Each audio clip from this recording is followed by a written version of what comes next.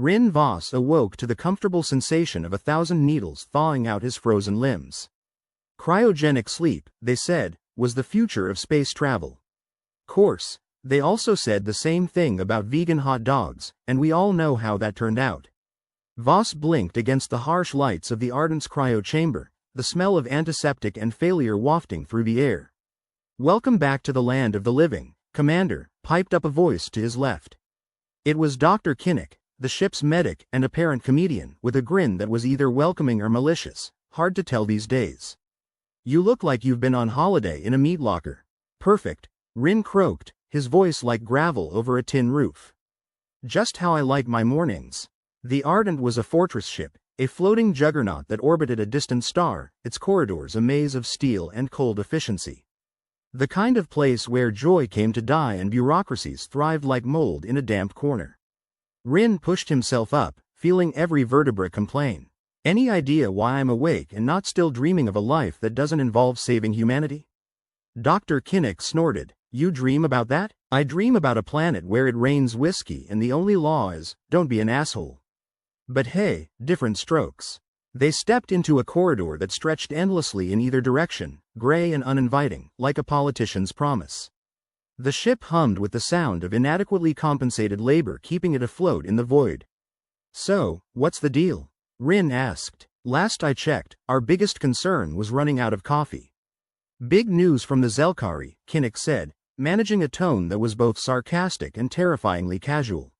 "They've weaponized empathy." Rin stopped dead in his tracks and turned to Kinnick, eyebrows climbing his forehead with all the grace of a drunk mountain goat. "Weaponized empathy? What the hell does that even mean? Are they planning to hug us to death?"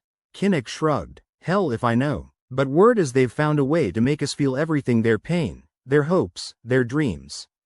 Their hangovers? Probably." Rin shook his head, trying to knock some sense into the situation.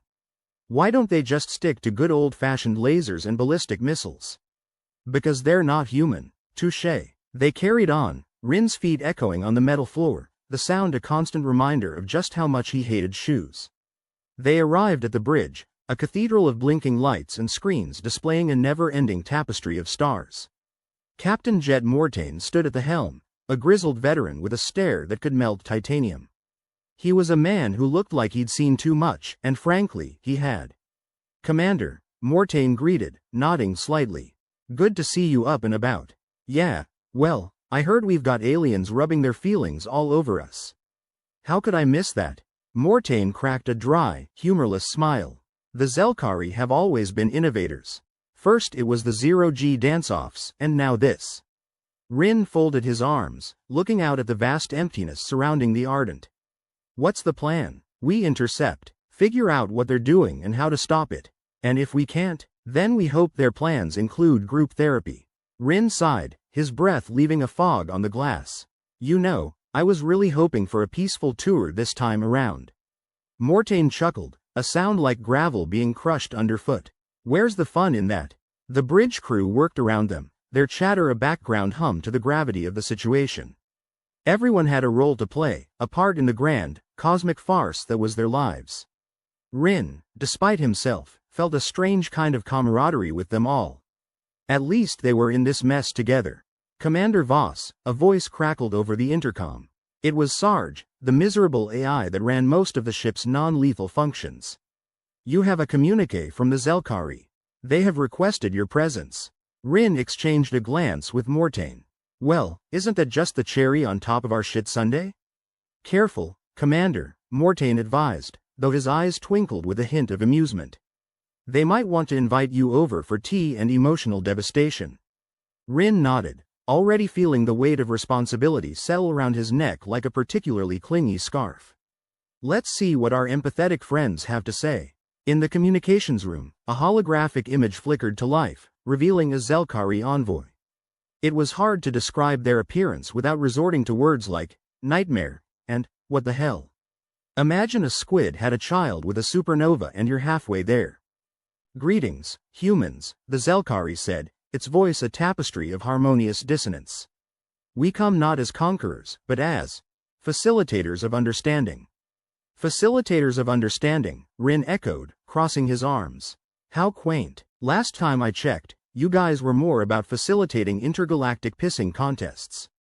The envoy's tentacles undulated in what Rin assumed was either a smile or a particularly enthusiastic yawn. The times are changing, Commander. And in change, we find progress. Progress, Rin snorted. Here I was thinking progress involved less mind games and more, not blowing each other to bits. Empathy is the future, the Zelkari insisted. With it, we can transcend violence, transcend conflict. Or just get really good at guilt-tripping people. We wish for you to experience this new world, Commander. Rin raised an eyebrow, leaning back against the wall. And what if I'm perfectly happy in the old one? Happiness, the Zelkari mused, is merely an illusion. A construct of your own making.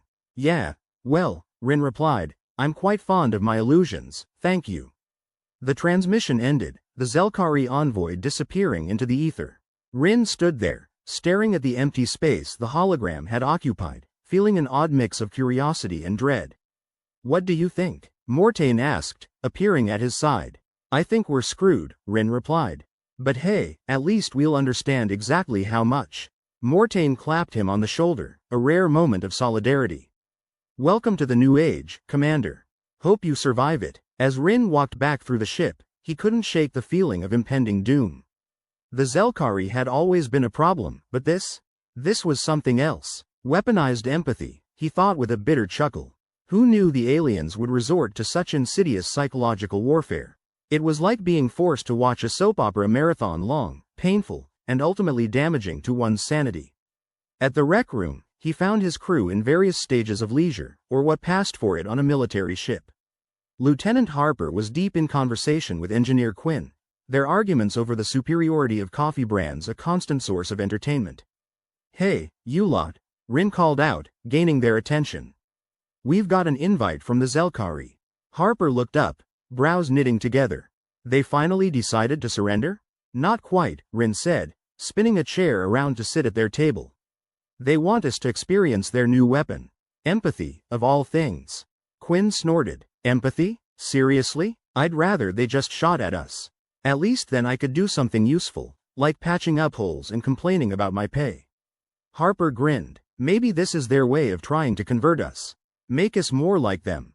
Great, Rin deadpanned. Can't wait to join the intergalactic group hug. The mood darkened as reality set in. Whatever the Zelkari were planning, it was big.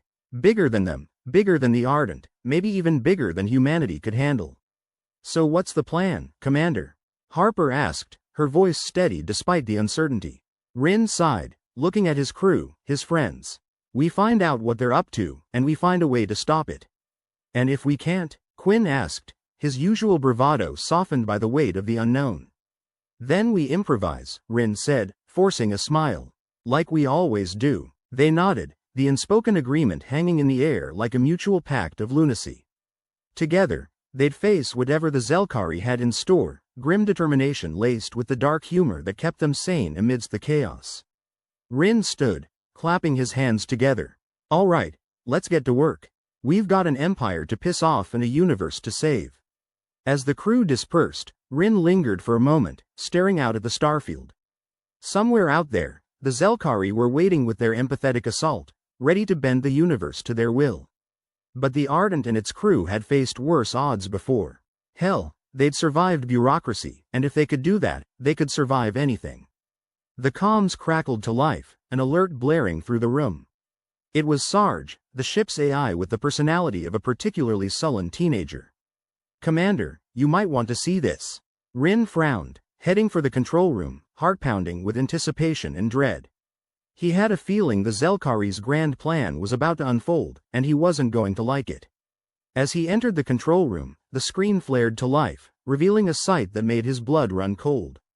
The Zelkari ship, a massive, glowing leviathan of metal and malice, was closing in, its presence a looming shadow over their starbound haven.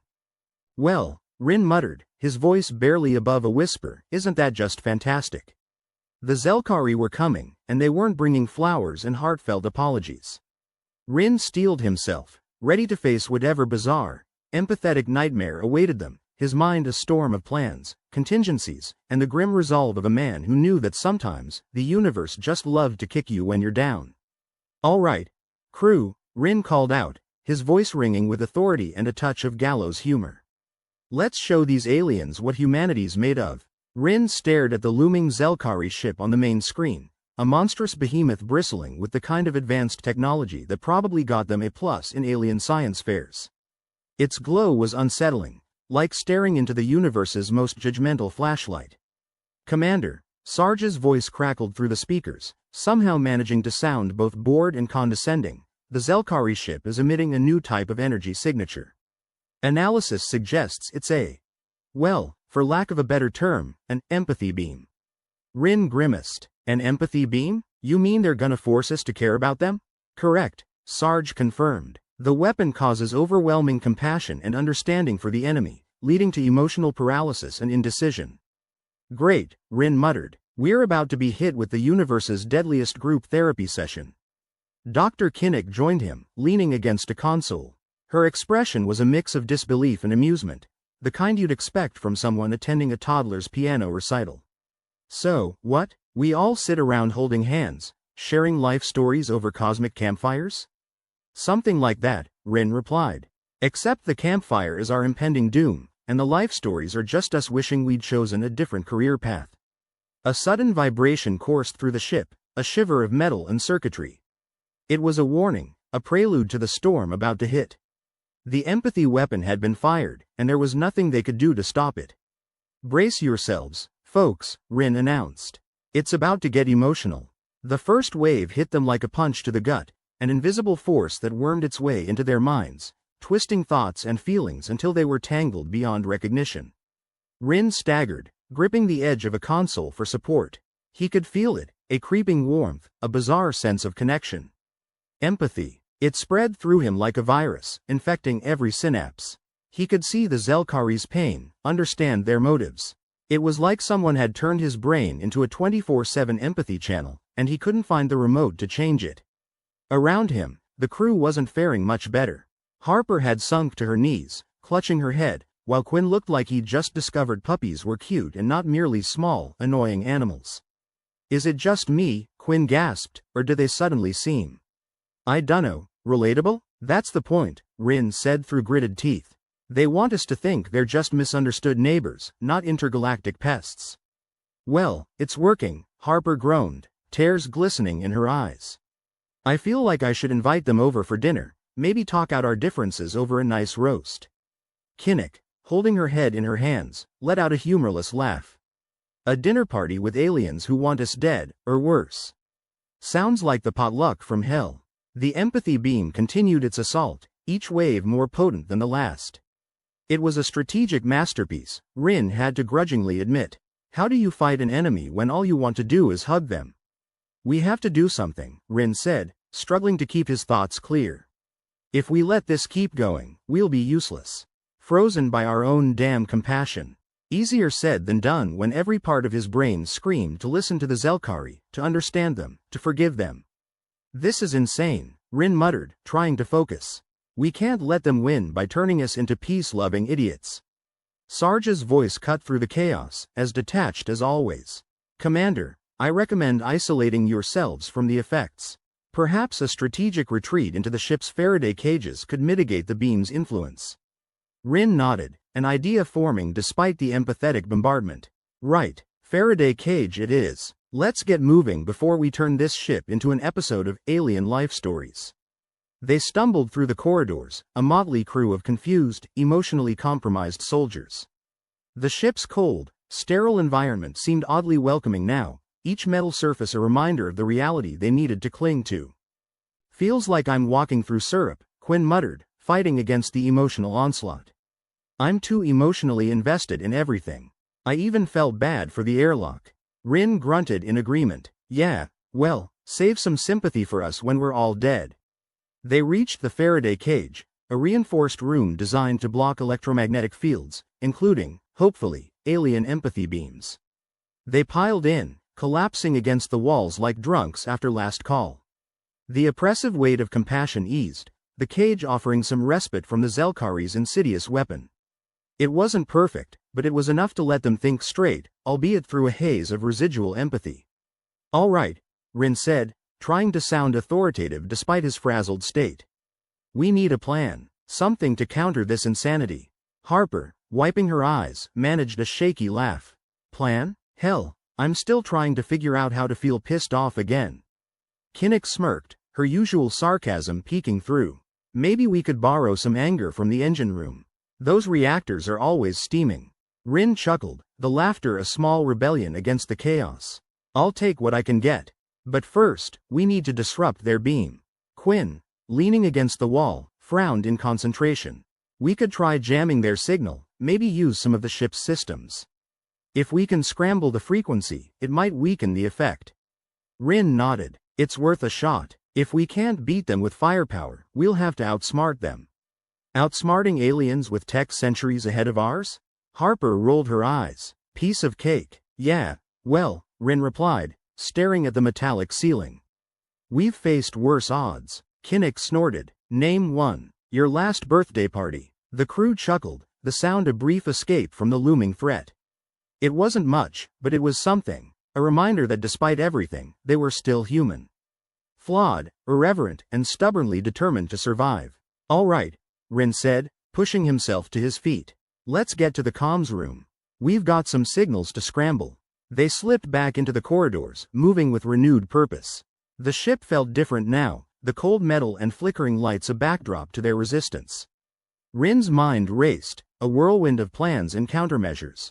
The Zelkari had thought they could reduce humanity to quivering messes of empathy, but they'd underestimated one crucial factor: human ingenuity, especially when it came to stubbornly refusing to do as expected. The comms room was quiet, the usual hum of machinery an unwelcome reminder of their task. Rin took a deep breath, steeling himself against the dread that threatened to swamp him. Okay, people, he said, addressing his crew with a confidence he didn't quite feel. Let's show these aliens what happens when you mess with the Ardent. Quinn dove into the comms system, fingers flying over the controls with the precision of a man who'd spent too many nights tweaking outdated tech. Harper and Kinnick worked alongside him, each focused on their part of the improvised plan. Rin paced, ideas flitting through his mind like shooting stars. The empathy beam was a formidable weapon, but they had one advantage: adaptability. Humans were experts at turning dire situations into opportunities. Sarge, Rin called out, addressing the ship's AI. Can you project an anti-frequency wave through our comm system? Something to disrupt their beam without turning us all into gibbering wrecks? I can attempt a synchronization of harmonic disruptions, Sarge replied, sounding almost enthusiastic. It's a long shot, but it might reduce the beam's effectiveness. Long shots are all we've got, Rin said.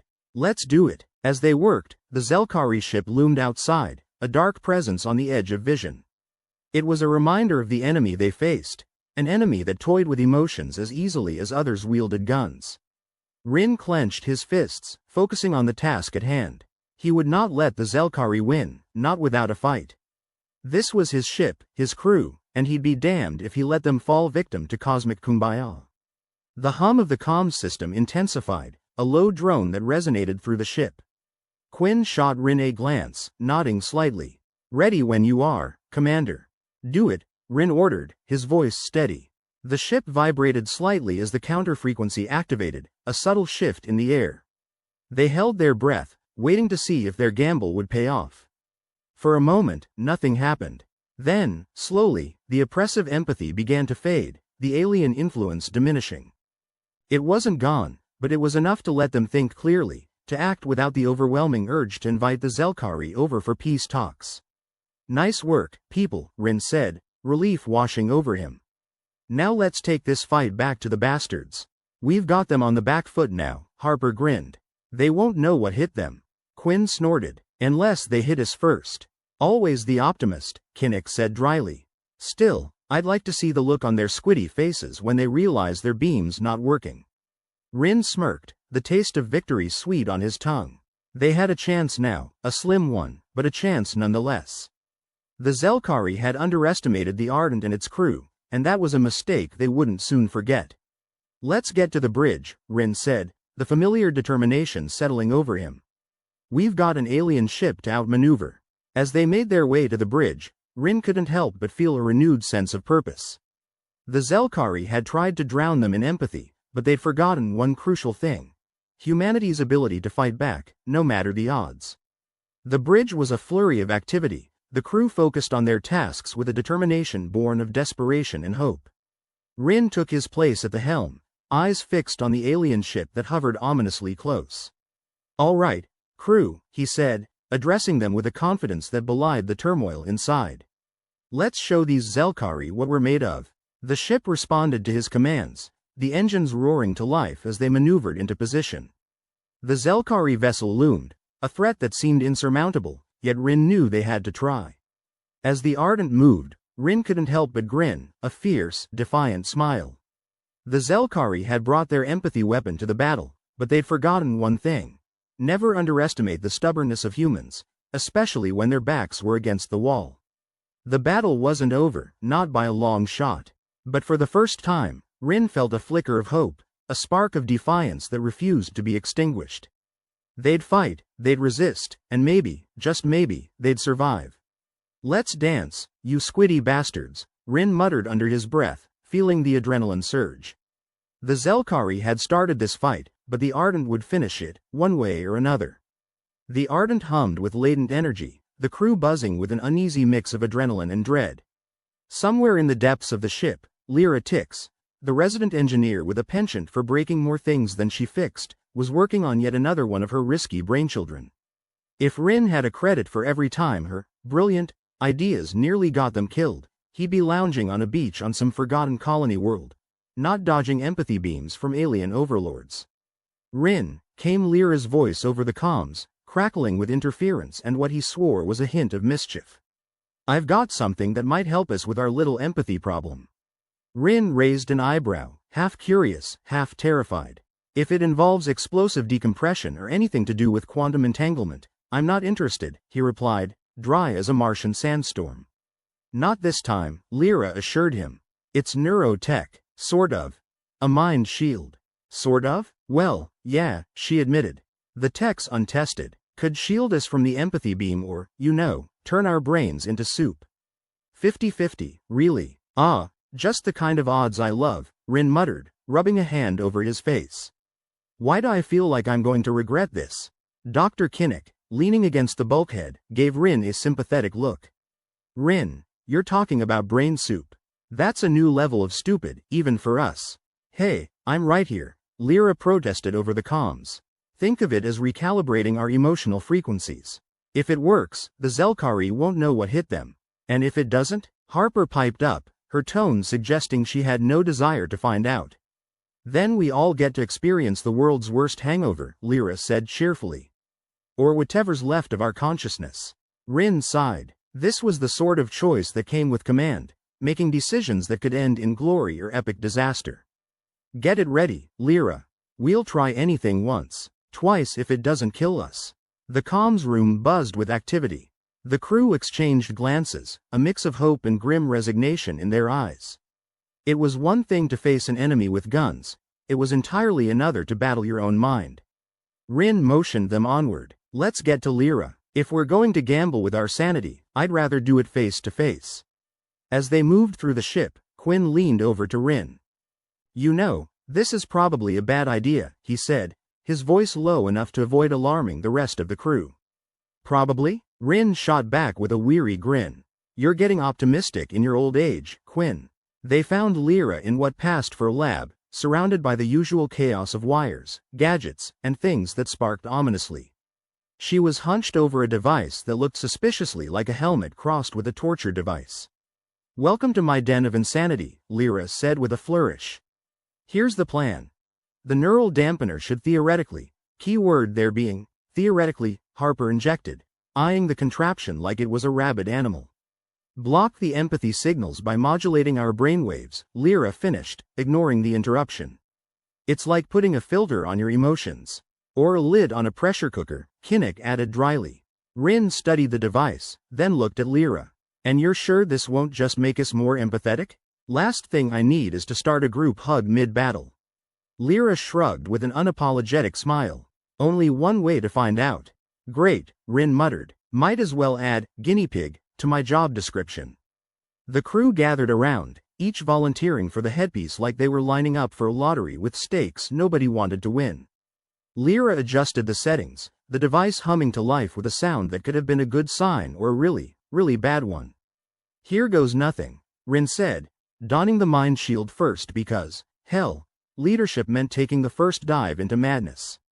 The world shifted slightly, colors seeming sharper, the distant hum of the ship a gentle lullaby instead of the usual migraine-inducing drone. Rin blinked, his thoughts strangely clear for the first time since the Zelkari switched on their damn beam. Hey, I don't feel like hugging anyone, he said, sounding almost surprised. Small victories, Kinnick quipped, affixing her own helmet with a grimace. One by one, the crew followed suit, each reacting with varied degrees of relief and skepticism. Lyra watched them, fingers crossed behind her back in a gesture Rin found less than comforting. So, why do I feel like we're about to star in our own episode of When Tech Goes Wrong? Harper asked, fiddling with the straps on her helmet. Because you have a healthy sense of self-preservation, Quinn replied. Or maybe a well-developed paranoia. Same difference, Harper said with a shrug.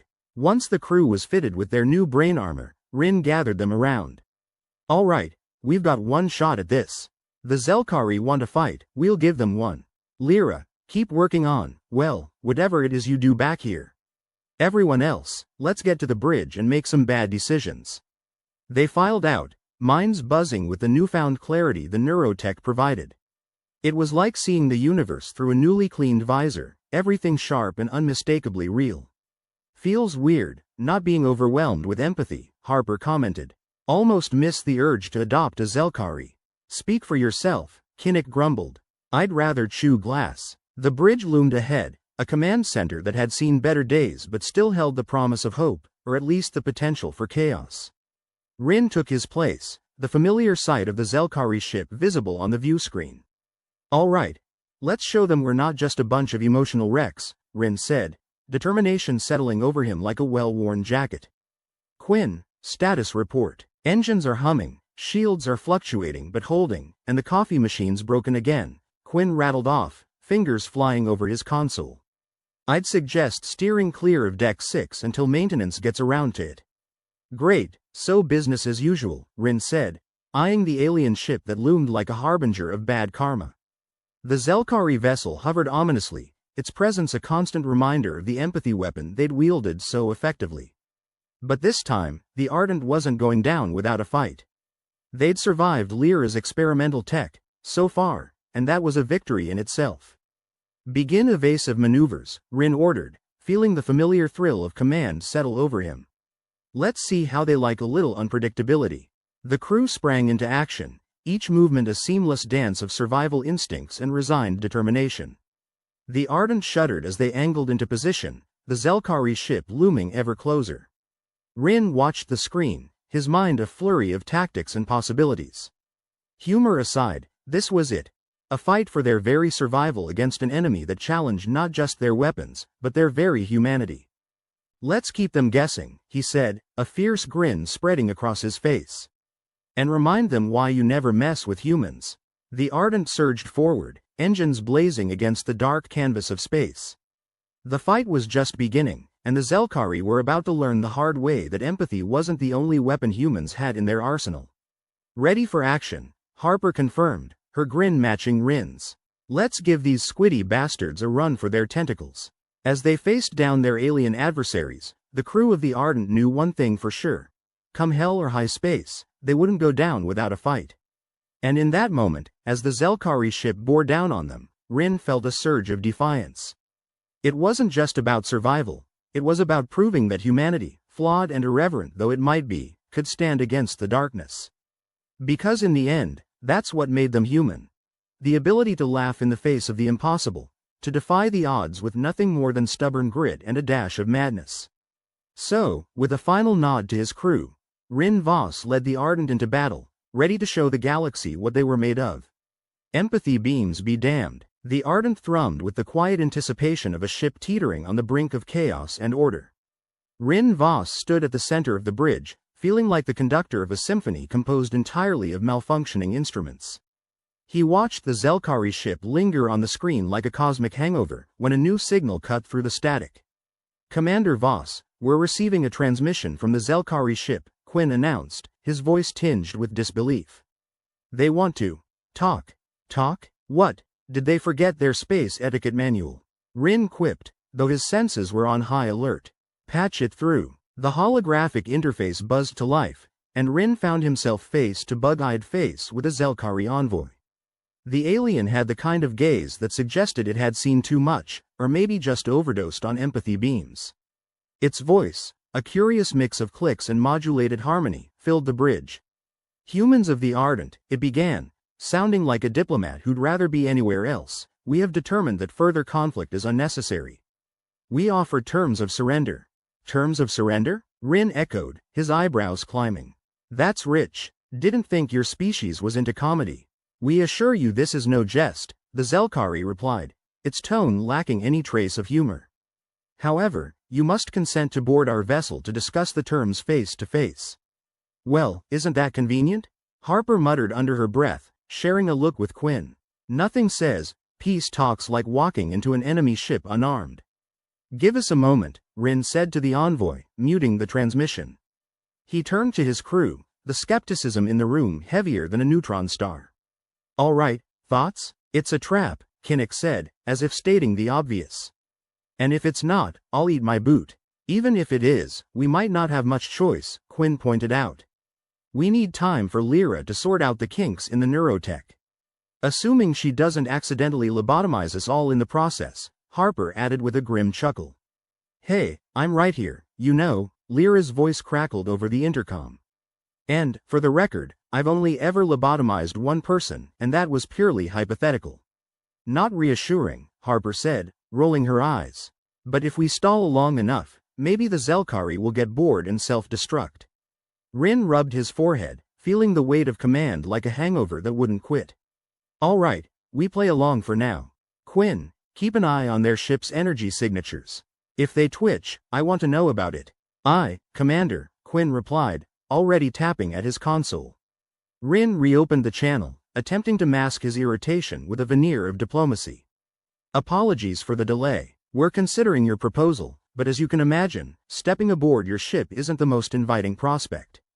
We understand your reluctance, the Zelkari envoy replied. However, our intentions are sincere. And I'm a space monk, Rin muttered, before clearing his throat. We'll need some time to deliberate. The envoy nodded, or at least performed a gesture that might have been a nod if you squinted. We await your response. The transmission ended, leaving the crew in silence. Rin turned to face them, feeling the unspoken tension simmering beneath the surface. We need to keep them talking, Rin said, trying to sound more confident than he felt. Lyra, how's that neurotech coming? Well, I've managed to reduce the risk of brain soup from 50% to, 49. Lyra replied with a shrug that was equal parts apology and pride. Progress, Kinnick quipped, crossing her arms. Look, it's a work in progress, all right? These things take time, Lyra shot back. I'm not exactly working with premium materials here. Speaking of materials, Harper cut in, we're running low on, well, pretty much everything. If we're going to fight back, we need more than just wishful thinking and Lyra's DIY mind shields. Great, Rin said, exhaling sharply. Another problem for the pile. They stood in a tense huddle, minds racing with possibilities. Rin could feel the gravity of their situation pressing in on him, the weight of decisions that could lead them to salvation or ruin. All right, Rin said finally, his voice cutting through the tension like a laser. Let's get creative. Lyra, keep refining that tech. If there's a chance it can turn the tide, we need it. Quinn, monitor every damn frequency these squid heads use. I want to know what they're saying before they say it. You got it, Quinn replied, fingers already dancing over controls. And Harper, ready the escape pods, Rin added, his tone dry. Just in case we need to make a tactical leap into oblivion.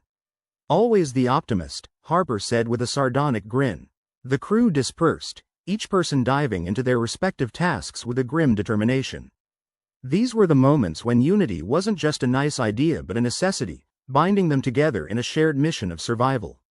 Hours ticked by, each one feeling like an eternity. The Zelkari envoy's offer hung over them, a looming specter of potential doom or salvation.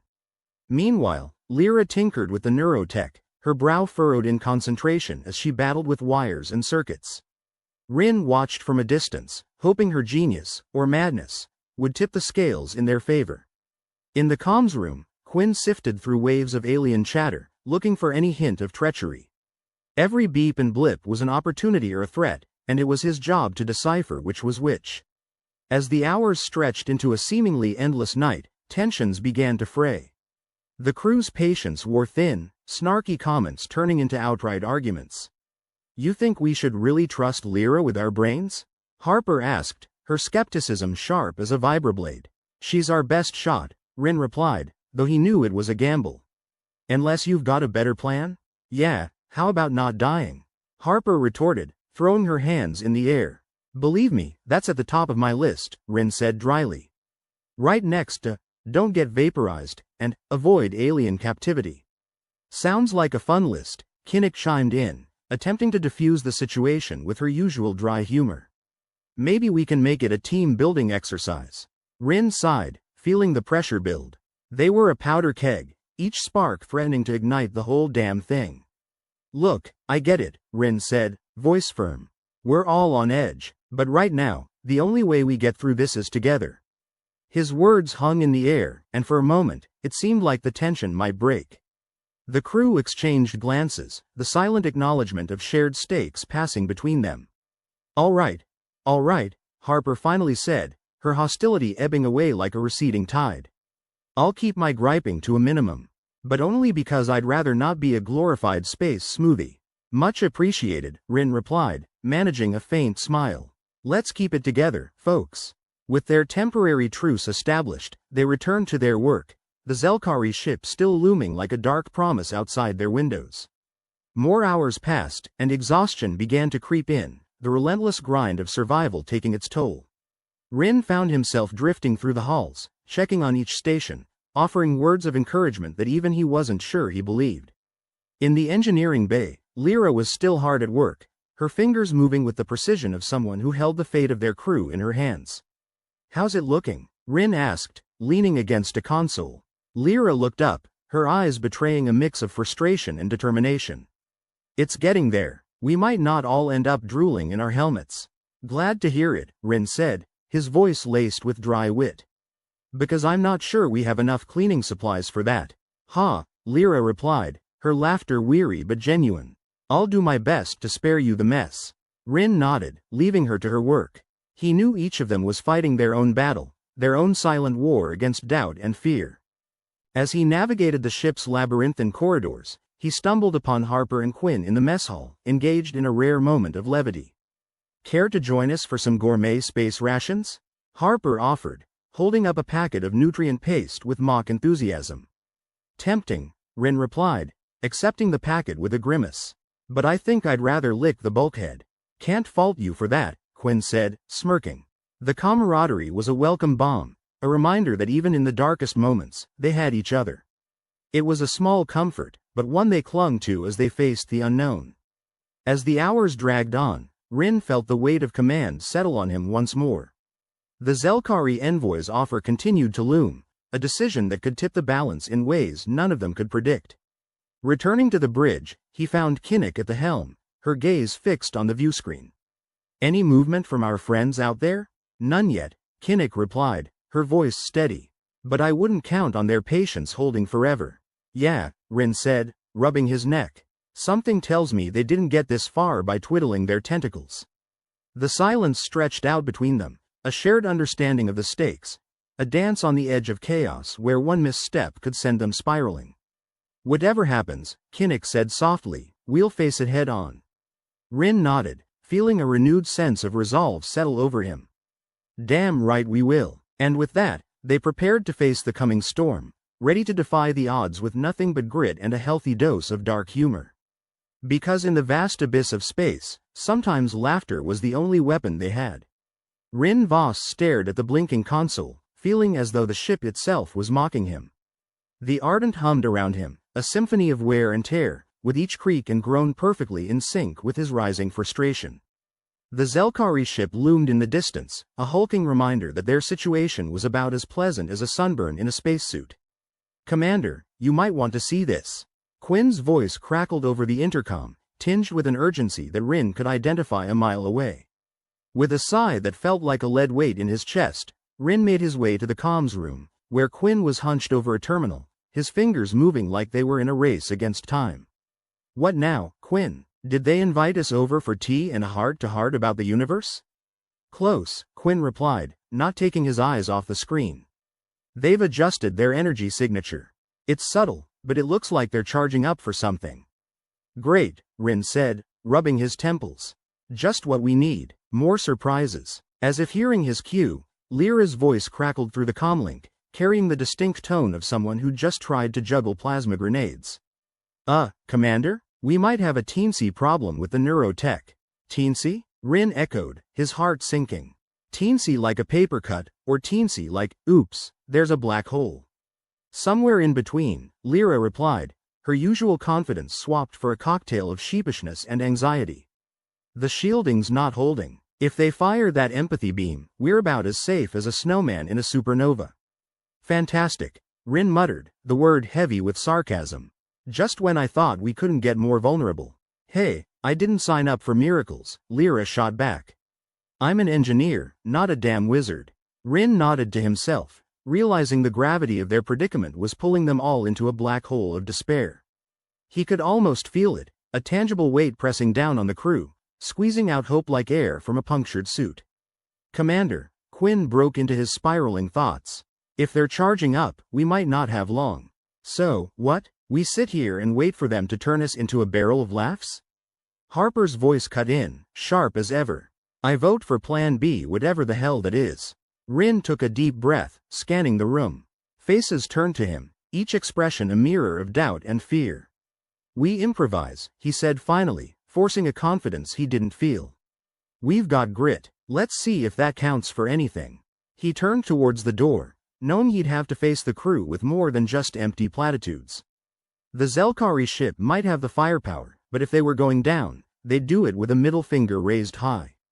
Gathering the crew in the cramped mess hall, Rin felt like a ringmaster at a circus no one wanted to attend.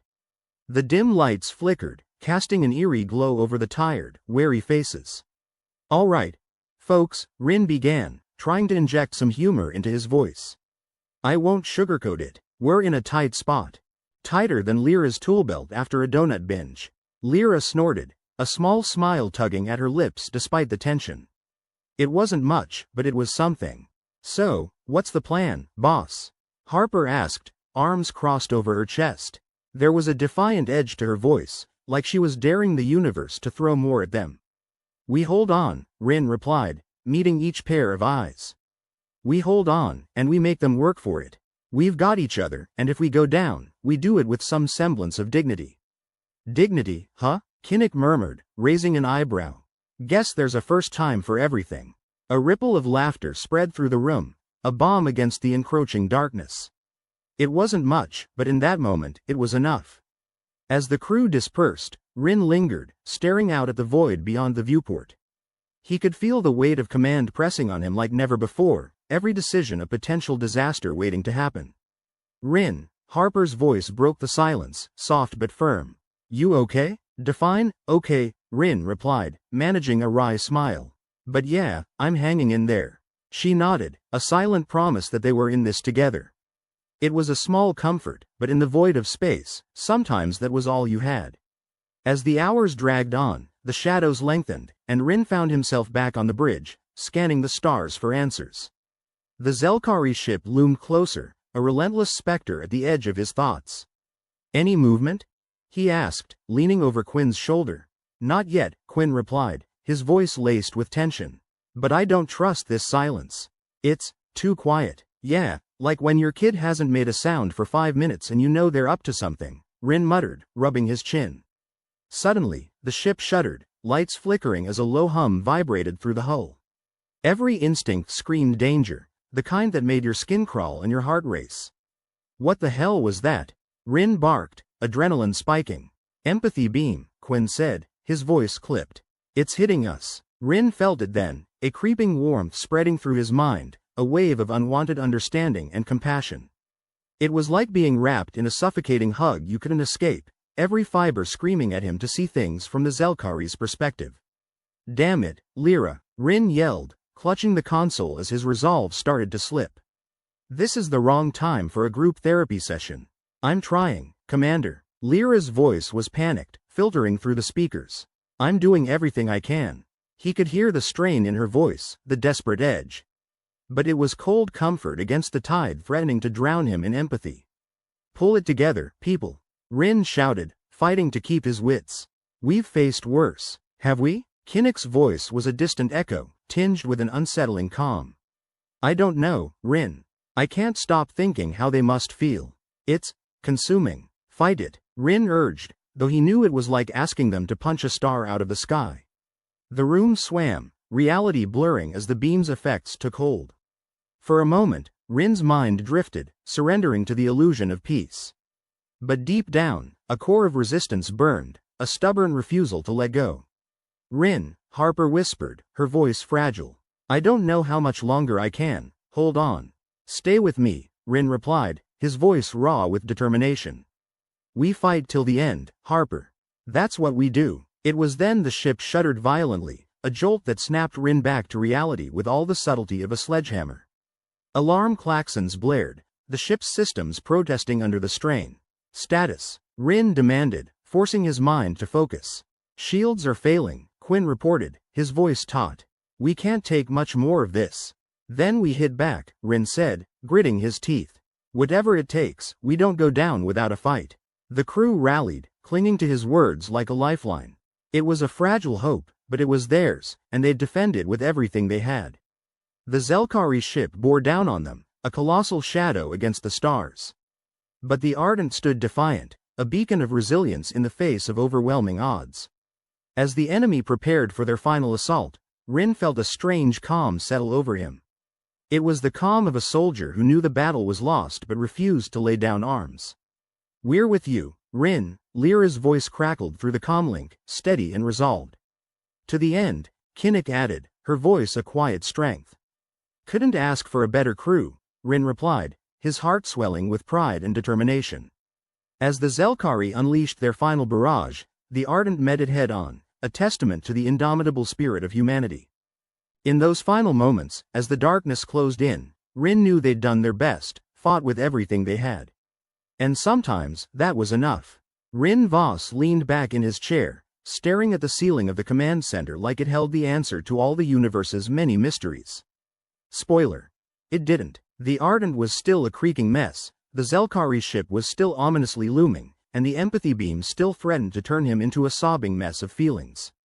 He couldn't decide what was worse, the potential demise of his crew or the possibility of him caring too much about it. "Commander," Lyra's voice broke through his musings like an unexpected slap to the face. "I think I found something." He straightened, hope flickering to life like a dying bulb. "Please tell me it's a self-destruct button on their ship." "Not exactly, but maybe better," Lyra said, her words tumbling out in a rush. "I was patching through the neurotech logs, trying to figure out why their empathy beam is so damn effective, and I found a potential workaround." "Go on," Rin said, his skepticism warring with curiosity. "The beam targets surface emotions, right? It's like a shallow mind scan, only skimming the surface. But it can't penetrate deep-rooted emotions, those tied to personal experiences, shared memories. It's like trying to read a book by skimming the cover. So you're saying we bore them to death with our life stories?" Rin quipped, eyebrow arched. "More like we drown out their signal with the noise of our bonds," Lyra replied, her own excitement infectious. "The stronger the connection, the harder it is for the beam to break through." Rin snorted, his disbelief mingling with a glimmer of hope. "So what, we gather around and sing, Kumbaya? I doubt that'll keep us from turning into cosmic therapists." "Think of it as our secret weapon," Lyra insisted. "We've faced death together, seen each other's ugly sides. Those bonds are stronger than anything Zelkari tech can throw at us." The idea was absurd enough to be brilliant. Rin rubbed his chin, considering. "All right, let's see if we can't turn our dysfunction into a superpower."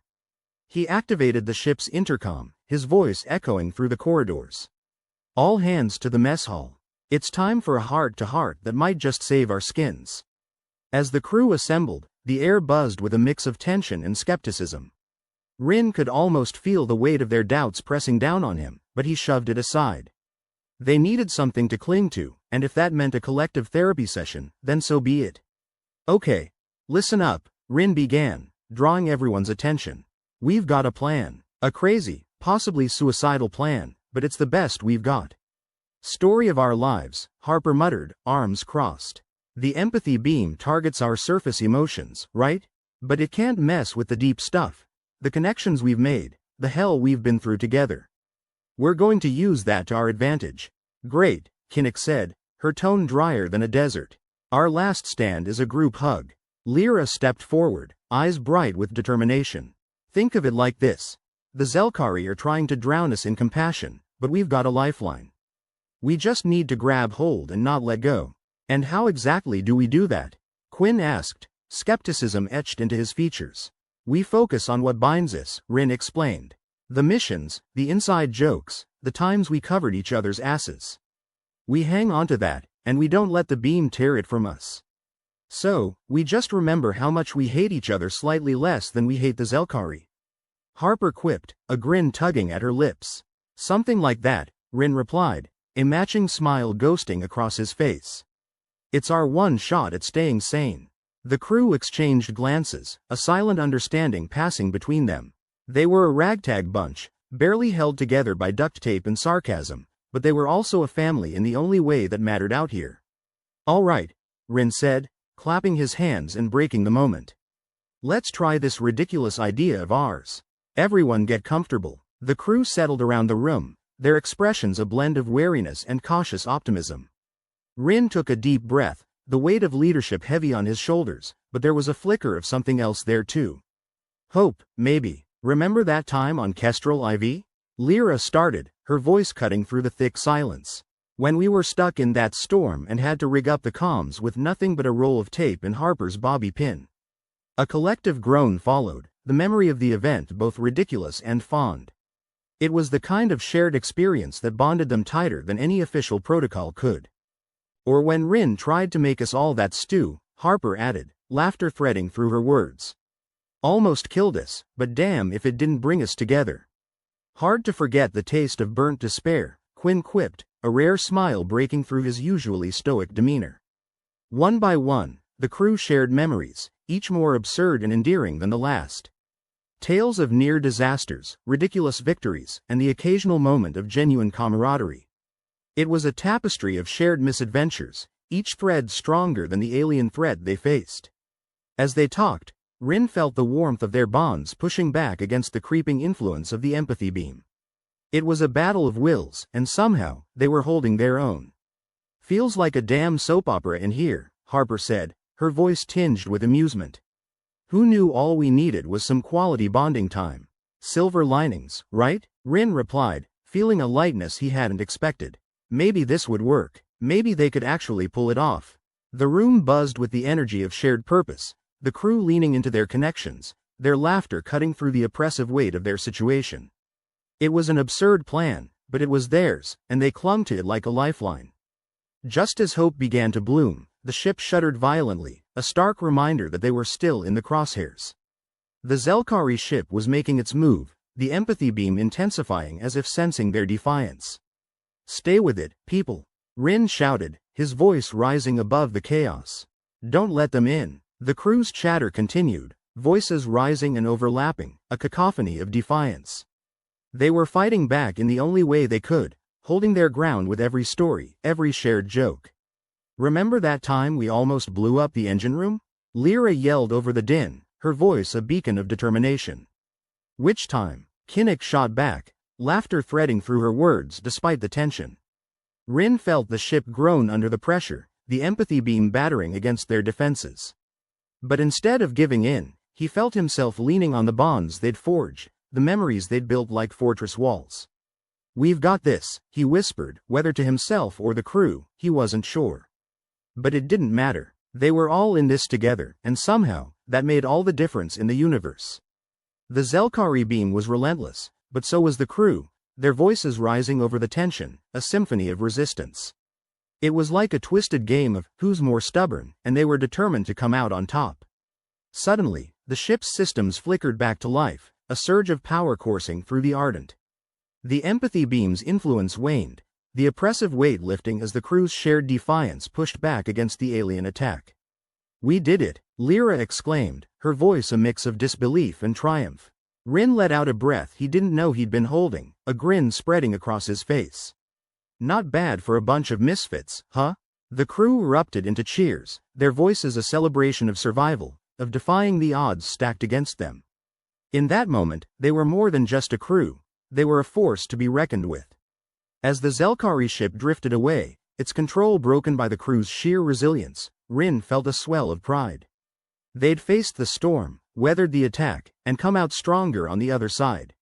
It wasn't over yet, but they'd won this round. And maybe, just maybe, they'd find a way to win the war. As the adrenaline faded, leaving a bone-deep exhaustion in its wake, Rin leaned against the console, watching his crew as they celebrated. They were battered, bruised, but still standing, a testament to the human spirit's stubborn refusal to lie down and die. "To the end?" Harper asked, coming to stand beside him, her eyes alight with relief and determination. "To the end," Rin agreed, feeling a warmth settle in his chest. Whatever came next, they'd face it together, and they'd do it with a smile.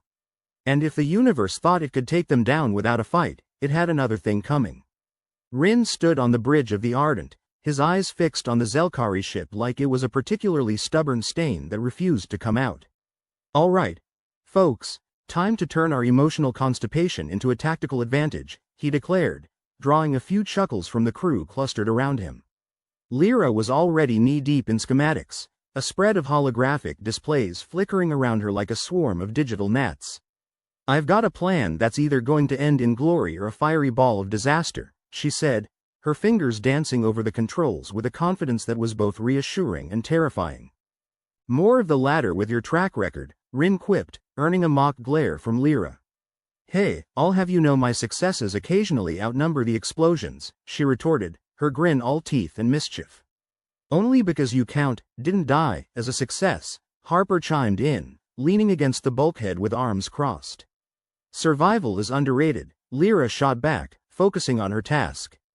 "Okay, listen up, we need to disable the Zelkari's empathy beam from orbit, or else we're all going to end up hugging it out like some cosmic Care Bears.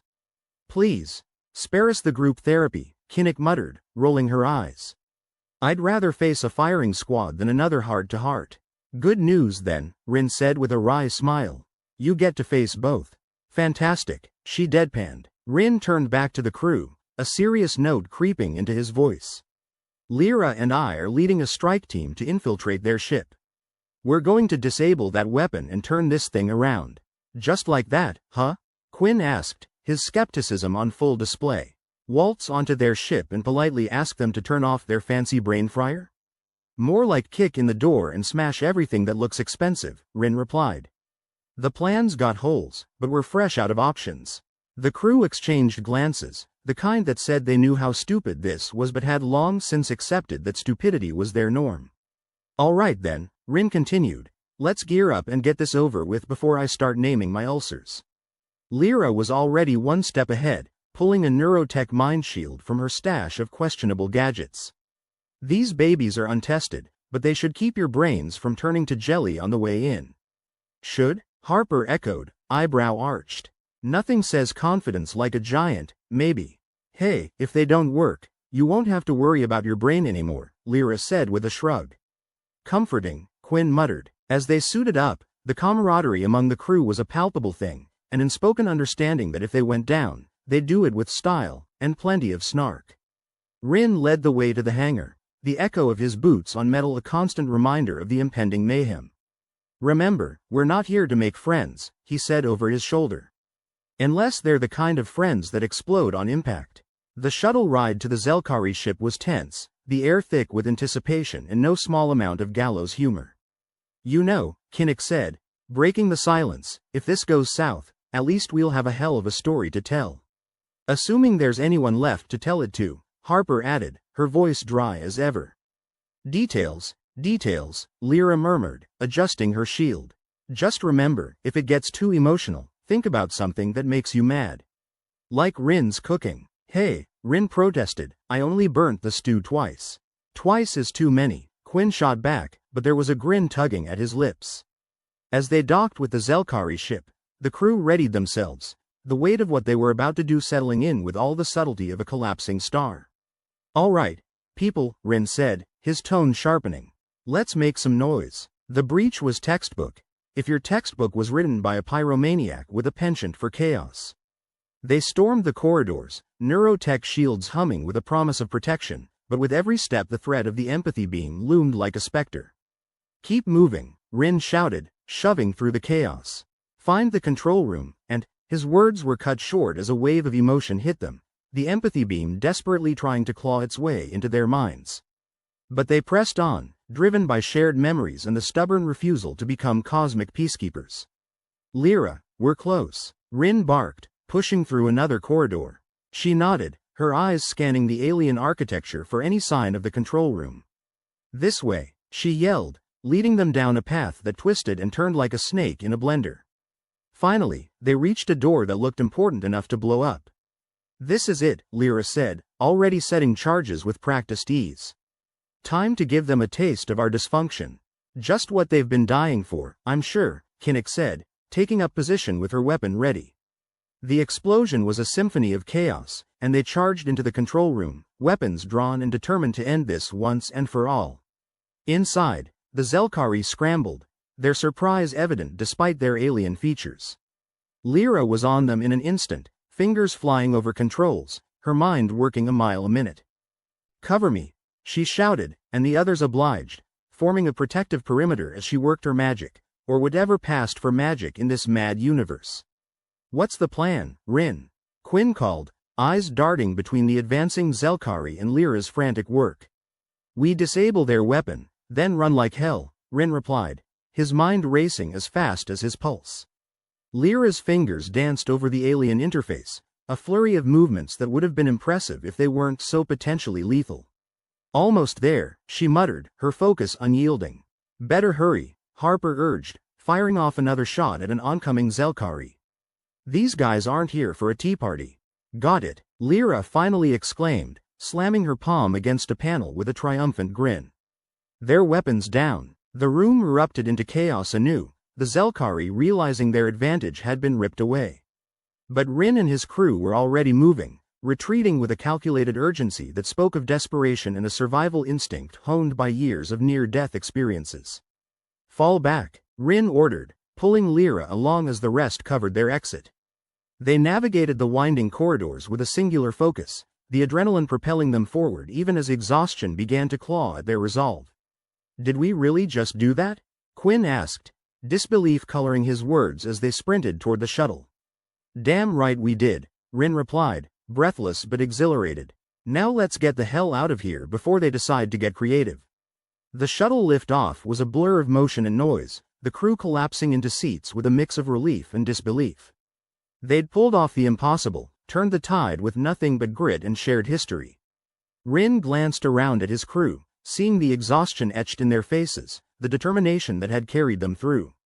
"Not bad for a bunch of misfits," he said, echoing his earlier sentiment with a touch more pride. "Misfits rule," Lyra replied, her voice tired but victorious. As the shuttle docked with the Ardent, the weight of what they'd accomplished began to settle in. They'd faced down a threat that had seemed insurmountable, had turned their weaknesses into strengths, and most importantly, they'd done it together. Back on the Ardent, the crew gathered on the bridge, their expressions a blend of triumph and exhaustion. "Nice work, everyone," Rin said, his voice thick with gratitude and pride. "We showed them what humanity's all about." "Yeah," Harper agreed, stubbornness and sarcasm. "Don't forget the explosions," Lyra added, a mischievous light in her eyes. "We couldn't have done it without each other," Rin continued, meeting each of their gazes. "We're more than a crew, we're a family. A dysfunctional, argumentative, occasionally infuriating family, but a family all the same. And not a bad one to have at your back," Kinnick said, a rare smile breaking her usual stoicism. The crew exchanged glances, a silent acknowledgement of their bonds, the shared experiences that had forged them into something more than just a group of people on a ship. "To the end," Rin said, raising an imaginary glass, and the rest of the crew followed suit, their voices mingling in a toast that carried the weight of everything they'd been through. To the end, they echoed, and in that moment, it was all the assurance Rin needed. They'd faced the storm and come out stronger, ready to tackle whatever the universe threw their way. Because when it came down to it, they were more than just survivors, they were a force to be reckoned with. And if the Zelkari or anyone else wanted a piece of them, they'd better be ready for one hell of a fight. The Zelkari ship was now little more than a silent, drifting hulk in the void, its once formidable empathy beam reduced to a pile of useless parts. Rin stood on the bridge of the Ardent, looking out at the vanquished vessel through the window, a twinge of satisfaction twisting his lips. So, is this where we all hold hands and sing, Kumbaya? Harper's voice cut through the relative quiet, her tone as dry as a martini in the Sahara. If you start singing, Harper, I promise I'll find a way to eject you into space, Rin replied, a hint of a smile in his voice. Promises, promises, she shot back, the banter a comforting background hum to the exhaustion that settled over the crew. The Zelkari, realizing their edge had been blunted, were retreating, vanishing into the depths of space with all the enthusiasm of a cat dumped in a bathtub. It was almost poetic, if you were into that kind of thing. They're running, Kinnick observed, arms crossed, leaning against the console with the practiced nonchalance of someone who'd seen the universe try to kill them one too many times. Guess they didn't want to stick around for dinner. Can't blame them, Lyra chimed in, her fingers still stained with the grease from their escapade. Rin's stew has taken out stronger stomachs. Oh, come on, it's not that bad, Rin protested, though his defense was met with a chorus of laughter. Right, because food poisoning is just another term for culinary adventure, Quinn added, grinning. All right, Rin conceded, holding his hands up in mock surrender. Point taken. I'll add, improve culinary skills to my list after prevent intergalactic wars. With the immediate threat neutralized, the crew allowed themselves the luxury of a brief respite, each processing the events in their own way. The relief was palpable, a thick, greasy kind of satisfaction that clung to them like the aftermath of a particularly satisfying bar brawl. Guess we really did it, huh? Lyra said, more to herself than anyone else, her voice tinged with something like disbelief. Yep, Rin replied, the single word carrying the weight of their shared ordeal. We really did. The Zelkari's empathy beam had been a nightmare of emotional manipulation and psychological warfare, a weapon that turned kindness into a choking collar. But they'd beaten it, not with brute force or overwhelming firepower, but with the simple, stubborn resilience of the human heart. Who knew empathy was such a double-edged sword, Kinnick murmured, her usual stoicism melting away for a moment of introspection. Well, what else did you expect from us? Lyra replied, the corners of her mouth tugging upward. We either break things or make them better, sometimes at the same time. Their victory was a reminder that even in the vast, uncaring void of space, humanity's greatest weapon was its capacity for connection, the threads of shared experience that bound them together, even when everything else threatened to rip them apart. Never thought I'd say this, Harper admitted, but I think I actually learned something today. Yeah, what's that? Quinn asked, genuinely curious. That maybe, just maybe, we're not all doomed to kill each other in a spectacular blaze of stupidity. High praise, Rin said with a chuckle. Don't get too sentimental on us now. The Ardent systems hummed with the comforting familiarity of a ship that had taken its fair share of punches and was still standing. The crew busied themselves with post-battle tasks, checking systems, repairing minor damages, and generally trying to avoid thinking about how close they'd come to a group therapy session gone wrong. So, Lyra began, her tone conspiratorial, what's next on the agenda? More alien shenanigans? Another death-defying stunt? Not if I can help it, Rin answered. I'd like at least a few days without an existential crisis, thank you very much. Good luck with that, Kinnick remarked. The universe tends to laugh in the face of such requests. Despite the gallows humor, an unmistakable undercurrent of pride ran through the crew. They'd faced adversity that seemed insurmountable, and they'd come out the other side not just intact, but stronger. More than a crew, they were now a band of brothers and sisters, bound not just by duty but by choice. Think this is what makes us human? Quinn mused aloud, his eyes lost in the stars beyond the viewport. What, the ability to survive despite ourselves? Harper quipped. No, Quinn replied, shaking his head. The drive to keep going, to fight back even when it's easier to give up. Either that or we're just too stubborn to know when we're beaten, Lyra added, grinning. Either way, it works, Rin concluded, glancing around at his crew. The Zelkari might have thought they had us pegged with that empathy beam, but they forgot one crucial thing. What's that? Kinnick asked, raising an eyebrow. Empathy's our game, not theirs, Rin said simply. They tried to use it against us, but it only made us stronger.